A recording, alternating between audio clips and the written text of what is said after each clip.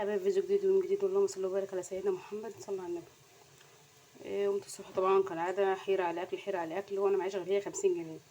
وديت بقى العيال الحضانه وجبت لهم عيش طويل وجبت لهم حاجات 15 جنيه. بقى معايا كل اتباع معايا والله 37 جنيه. اعمل ايه؟ قعدت الف في السوق على حاجه تتاكل مش لاقيه والله العظيم، زي ما بقولك كده مش لاقيه. كل حاجه غاليه، كل حاجه غاليه. البطاطس ال 2 كيلو 35 والطماطم ب15، فمش لا عارفه انا اكل ايه. فغديت على بتاع الفراخ بكام الفراخ يعمل حاجه 75 جنيه. والكبد والقوانص بكام؟ الكبد والقوانص عامله 78 جنيه. قلت له بص انا ماشي هم 37 جنيه هم، هات لي بيهم كبد وقوانص اهو. بصوا يا طلعوا بقى 4 كبد و4 قوانص اهو. نضفتهم بقى وغسلتهم ونقعتهم في شويه خل كده صغيرين، حبه صغيره عشان بس الكبده ما تهراش، وشويه سكر عشان بس ريحه الزفاره كمان، تاني وشويه ملح اهو. بقت زي الفل. بصوا اهي زي الفل اهي. وادي الكبده اهي تمام اهي. وشلت بقى كمان منها البتاع بتاع المراره اللي كانت فيها دي، وخلاص على كده. تاني كمان بصوا. وهنا بقى بشوح بصلايه كده وشويه توابل، واقوم واخداها كده طشه فيها كده. هنا بقى حطيت القوانص الاول عشان انتوا عارفين الكبد ما بيتغيبش. حطيت القوانص بقى اشوحها كده الاول تشويحه كده، وبعد كده بنزل عليها بالكبد. بصوا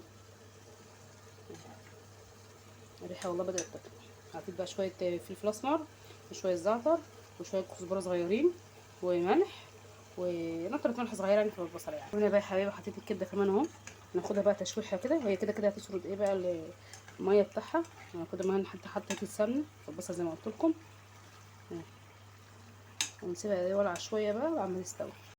حبايبي بقى عملت بقى الكبده والقوانص اهي، ولقيت عندي والله شويه كبشه بسله كده.